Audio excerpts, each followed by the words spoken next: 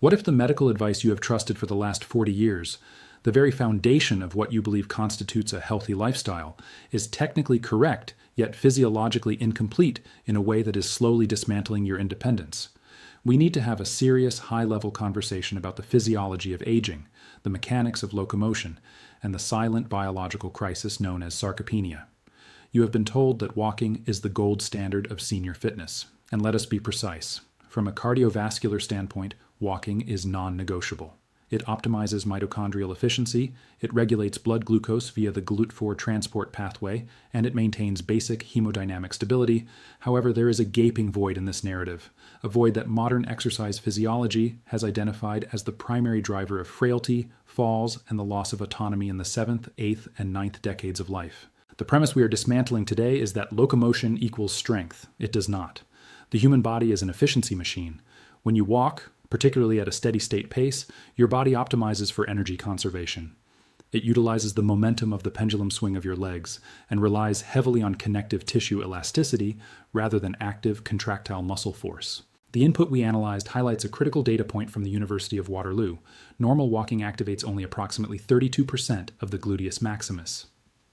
Let's look at the biology behind why this matters. Your gluteus maximus is not just padding. It is the primary extensor of the hip and the guardian of the lumbar spine.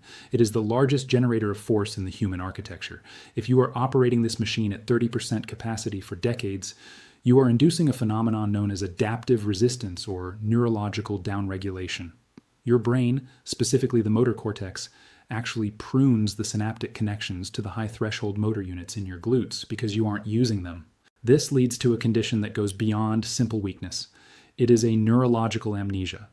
When you trip on a rug or miss a step, your body needs to fire type 2 fast-twitch muscle fibers instantly, within milliseconds, to stabilize your skeleton. Walking primarily trains type 1 slow-twitch fibers. It does not prepare you for the sudden high-force demand of a fall. By relying solely on walking, you are effectively training your body to be efficient while allowing your emergency braking system, your power, to atrophy. We are going to correct this pathology today. We are going to look at 5 specific interventions. These are not just exercises. They are neurological reprogramming protocols designed to reinnervate the posterior chain, stabilize the pelvic girdle, and arrest the catabolic drift of aging. Let's begin with the first intervention. Number 5, the step up. We need to deconstruct what is actually happening when you step onto a raised surface. To the uninitiated, this looks like a simple leg lift. To a physiologist, this is a complex integration of proprioception, concentric force production, and eccentric control. When you lift your foot to step onto a platform, you are engaging in a unilateral closed kinetic chain movement. This is significantly different from a leg press or a machine extension. Why? Because your brain must coordinate the vestibular system in your inner ear with mechanoreceptors in your ankle and knee ligaments to maintain balance, while simultaneously generating enough force to elevate your entire body mass against gravity. The input mentioned a study from the University of Florida showing improvements in single-leg strength and stair climbing stability. Let's explain the mechanism. The danger zone in aging is not necessarily the inability to go up the stairs, it is the inability to control the descent. This is the eccentric phase of movement. When you lower yourself down from a step, your quadriceps and glutes are lengthening while under tension. This causes micro-tearing at the sarcomere level, the basic unit of muscle tissue. This eccentric loading is the most potent stimulus for muscle protein synthesis. It triggers the mTOR pathway, mammalian target of rapamycin, which is the master regulator of cell growth. Walking involves very little eccentric loading. Step-ups, done correctly with a focus on a slow descent, flood the muscle tissue with biochemical signals to repair and strengthen the myofibrils. Furthermore, we must address the gluteus medius during a step-up. This is the muscle on the side of your hip. Its job is to prevent your pelvis from dropping on the opposite side when you lift your leg. This is called the Trendelenburg mechanism. If you watch a frail older adult walk, you will often see a side-to-side waddle. That is a failure of the gluteus medius. That waddle places shear force on the lumbar discs and the medial compartment of the knee, accelerating osteoarthritis. By performing controlled step-ups, you are essentially tightening the guy wires of the hip. You are forcing the gluteus medius to fire isometrically to stabilize the pelvis. This is why the research shows such a high correlation between step-up strength and fall prevention. It is not just about leg power, it is about pelvic integrity. The protocol requires precision. We are not using momentum. We are not pushing off with the bottom foot. We are leaning slightly forward to place the center of mass over the working leg, thereby biasing the gluteus maximus and driving through the heel. This sends a high voltage signal through the sciatic nerve, demanding full recruitment of the posterior chain. You are teaching your nervous system that you still require vertical power. Moving to number 4, glute kickbacks. This movement addresses a specific anatomical disaster caused by modern life, the shortened hip flexor. Most adults spend the vast majority of their waking hours in hip flexion, sitting in chairs in cars or on couches. Biologically, this causes the psoas major and iliacus muscles, the primary hip flexors, to become chronically shortened and hypertonic. Here is where the neurology gets fascinating. The body operates on a principle called reciprocal inhibition. This is a hardwired reflex loop in the spinal cord. It dictates that for one muscle to contract, its opposing antagonist must relax. If your hip flexors, the antagonist, are chronically tight and overactive, your brain neurologically inhibits or turns down the volume on your glutes, the agonist. You are driving with the parking brake on. This is why you can walk for miles and still have weak glutes. Your hip extension is limited by tight flexors, so you compensate by arching your lower back. This is why so many seniors have lumbar pain while walking. They are not extending from the hip. They are hyperextending the lumbar spine, jamming the facet joints of the vertebrae together with every step. The glute kickback is the antidote to reciprocal inhibition. By strictly isolating hip extension without spinal movement, you are forcing the brain to bypass the tightness in the front of the hip and re-establish a neural connection with the gluteus maximus. To perform this with medical accuracy, you must lock the rib cage down. The moment you arch your back, you have failed the exercise. You are using your erector spinae muscles, not your glutes. You want to engage the posterior pelvic tilt. Imagine tucking your tailbone slightly. Now extend the leg backward. You will likely find your range of motion is very small, perhaps only 10 or 15 degrees. That is fine. That is your true hip extension range. By holding that contraction, the peak isometric hold, you are flooding the neuromuscular junction with acetylcholine, the neurotransmitter required for muscle contraction. You are telling the brain, this is the muscle I want to use for extension. Over time, this rewires your gait pattern. Instead of walking with your back, you begin to push off with your glutes. This decompresses the spine and lengthens the stride. It is a subtle movement with profound structural implications. Number 3, the glute bridge. If the step up is about power and the kickback is about isolation, the glute bridge is about structural synergy and the posterior oblique subsystem. Anatomy is not a collection of isolated parts. It is a system of slings. The posterior oblique sling consists of the gluteus maximus on one side and the latissimus dorsi, the large back muscle, on the opposite side, connected via the heavy connective tissue of the thoracolumbar fascia. This sling is responsible for stabilizing the sacroiliac joint, SI joint, during walking and running. When you lose glute strength, this sling becomes dysfunctional. The SI joint becomes unstable, leading to that sharp lower back pain often misdiagnosed as disc issues. The glute bridge is the primary method for retensioning this system. But we must go deeper than just lifting the hips. The input correctly identifies that this can be done lying down, making it accessible, but the execution determines the biological outcome. When you lie on your back and prepare to bridge, you must first engage the intrinsic core stabilizers, specifically the transverse abdominis.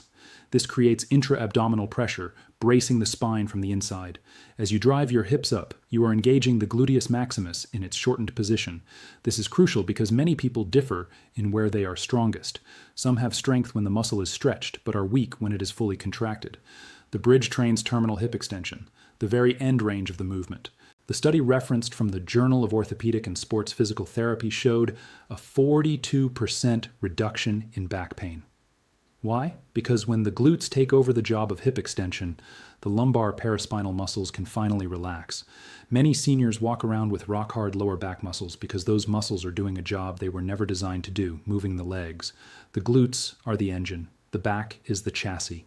The bridge teaches the engine to do the work, so the chassis doesn't rattle apart. Furthermore, the glute bridge loads the skeletal structure of the hips and femur axially, stimulating osteoblasts, the cells responsible for laying down new bone matrix. While not as high impact as sprinting, the compressive force of a strong glute contraction pulling on the femur is a signal to the body to maintain bone density in the femoral neck, a common fracture site in elderly populations. Number 2, seated band abductions. We now turn our attention to the lateral stabilizers, specifically targeting the gluteus medius and minimus in a way that minimizes fall risk during the learning phase. The input describes the invisible muscle that protects every step. Let's clarify the biomechanics here. The hip joint is a ball and socket joint. For that ball, the femoral head, to rotate smoothly within the socket, the acetabulum, it must be centered. The gluteus medius is the primary muscle responsible for keeping the femoral head centered during movement. When the gluteus medius is weak, a condition almost universal in sedentary aging populations, the femur tends to collapse inward, adduction and internal rotation. This is known as valgus collapse. You see this when someone stands up from a chair and their knees knock together. This internal rotation grinds the cartilage of the knee and places torque on the ankle. The seated band abduction is an open kinetic chain isolation exercise for these critical lateral rotators. By pressing the knees outward against resistance, you are isolating the abduction function of the hip without the variable of balance. This allows you to drive a very high neural drive or electrical signal to the muscle without the fear of falling. The study from the Aging and Balance Journal cited hip abduction strength as the #1 predictor of fall recovery. This is a profound finding. It suggests that preventing a fall isn't just about balance reflexes. It's about the sheer strength required to widen your base of support instantly. When you lose your balance, your first instinct is to step wide, to abduct the leg, to catch yourself. If the muscle responsible for that movement is atrophied, you cannot widen your base fast enough, and gravity wins. This exercise induces what we call metabolic stress in the muscle tissue. Because the gluteus medius is a postural muscle, it has a high composition of slow twitch fibers that are resistant to fatigue. To strengthen them, you need high repetitions or significant time under tension. The burn you feel during this exercise is the accumulation of lactate and hydrogen ions. This acidity is actually a signaling mechanism. It stimulates the release of local growth factors and encourages the nervous system to increase the firing rate of motor units in that specific area. By doing this seated, you remove the compensation patterns. When standing, people often hike their hips or lean their torso to fake abduction. Seated, the pelvis is fixed. The movement must come from the hip joint. This isolation is critical for waking up these dormant tissues before we ask them to stabilize our body weight. #1, the Bulgarian split squat. We arrive at the pinnacle, the Bulgarian split squat. The input acknowledges the intimidation factor, and rightly so. This is a movement that challenges every physiological system relevant to aging: muscular strength, dynamic balance, joint mobility, and psychological resilience. Why is this superior to a standard squat? Because of the bilateral deficit phenomenon. Neurologically, the human body is often unable to maximally recruit motor units in both legs simultaneously to the same degree it can one leg at a time. By splitting the stance, we can drive higher output into a single limb. But the real magic here lies in the eccentric control of the femoral internal rotation.